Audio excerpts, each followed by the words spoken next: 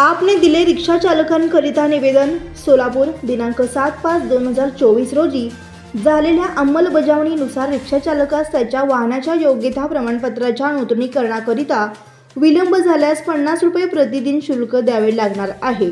हा निर्णय रद्द करण्यात यावा अशी मागणीचे निवेदन आम आदमी रिक्षा चालक संघटनेने प्रादेशिक परिवहन अधिकारी यांच्या मार्फत शासनाला दिली आहे। निवेदन देत असताना सदरील निर्णय व त्या संदर्भातील अंमलबजावणी ही रिक्षा चालकाची आर्थिक पिळवणूक करणारी असून आम आदमी रिक्षा चालक संघटना या तरतुदीचा निषेध करते। अतिशय महागाईच्या या काळात रिक्षा चालकांना रिक्षा चालवून आपले कुटुंबाचे उदरनिर्वाह करणे अतिशय कठीण बनले आहे। अशातच केंद्र शासनातर्फे असे निर्णय योग्य नाही। तरी आम आदमी रिक्षा चालक संघटनेतर्फे शासनास नम्र विनंती आहे की हा निर्णय तात्काळ रद्द करावे असे निवेदन आपच्या पदाधिकाऱ्यांनी नमूद केले आहे। यावेळी शहराध्यक्ष निहाल किरनळी, युवा अध्यक्ष निलेश संगेपाग, संघटन मंत्री जुबेर हिरापुरे, महासचिव मल्लिकार्जुन पिलघेरी तसेच आम आदमी रिक्षा चालक संघटनेचे पदाधिकारी बिलाल शेख, आसिफ शेख, उमर फारूक अलघी, अब्दुल समी अजहर, मंसूर, उमर फारूक जरतारगर आदी उपस्थित होते। नमस्कार, मी निहाल किरनळी, शहराध्यक्ष आम आदमी पार्टी सोलापूर।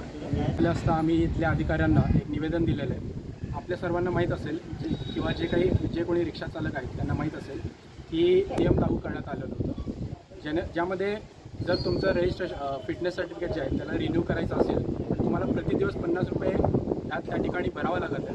तर हे जे नियम आहे हे अतिशय चुकीचं आहे असं मला वाटतं की या महागाईच्या काळात जे रिक्षा चालक मेहनत करून दिवसाचं जे काही कमवतात 100 रुपये, 200 रुपये, 500 रुपये, तर तशामध्ये तुम्ही दिवसाचं 50 रुपये जर तुम्ही फाईन म्हणून जर लावत असाल तर ते आम्ही खपवून घेणार नाही। सोलापुरातील सर्व रिक्षा चालकांना माझी विनंती आहे, आमच्यासोबत जुडा आणि हे जे नियम सरकारने काढलेले आहे, केंद्र सरकारने काढलेलं आहे, त्याचा आपण कडकडून विरोध करू आणि येणाऱ्या काळात हे जर नियम त्यांनी रद्द केलं नाही तर त्याच्या विरोधात आपण जोरदार आंदोलन सोलापूर शहरामध्ये उभं करणार। धन्यवाद। नमस्कार, मी निलेश संगेपाग, आम आदमी पार्टी सोलापूरचा युवा अध्यक्ष। आज रोजी आम आदमी पक्षाचे सर्व पदाधिकारी आणि सर्व रिक्षा चालक पदाधिकारी आम्ही मिळून RTO ऑफिसला आलेलो आहोत। त्याच्या मागचं कारण असं आहे की गेल्या काही दिवसातच एक निर्णयाची अंमलबजावणी सुरू झालेली आहे।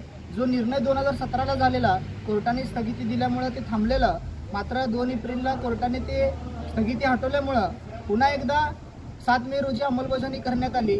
तर हा निर्णय असा आहे की रिक्षा चालकांच्या रिक्षाचं पासिंग म्हणजेच त्यांच्या योग्यता प्रमाणपत्र नूतनीकरणाकरिता जेव्हा विलंब होईल तेव्हा प्रत्येक दिवशी त्यांना 50 रुपये दंड मोजायचे आहे। तर हे अतिशय चुकीचा निर्णय आहे, कारण आजची परिस्थिती जर पाहिली तर अतिशय महागाईचा कालावधी सुरू आहे, जनतेचं कंबरडं मोडलेलं आहे आणि त्यातून हातावर पोट असलेल्या रिक्षा चालकांची परिस्थिती तर अतिशय अवघड आहे। त्यांना त्यांचं रिक्षा चालवून त्यांच्या कुटुंबाचा उदरनिर्वाह करणं देखील कठीण बनलेलं आहे। तर अशा काळात सरकार जर असे निर्णय घेत असेल तर कुठंतरी हे सरकार सर्वसामान्यांच्या विरोधातलं आहे का, सर्वसामान्य रिक्षा चालकांच्या विरोधातला आहे का, असा प्रश्न रिक्षा चालकांना आणि आम्हाला पडलेला आहे।